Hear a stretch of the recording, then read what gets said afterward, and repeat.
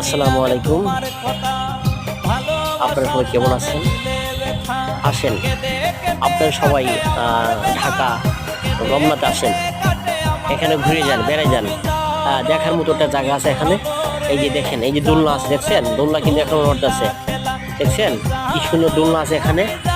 দেখার মতো এখানে দোলনা, ভালো একটা পরিবেশ।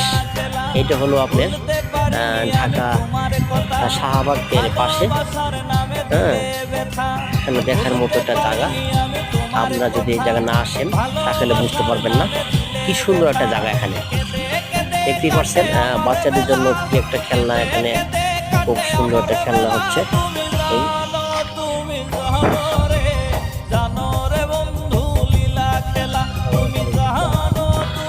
দেখেন, আপনিও আসবেন।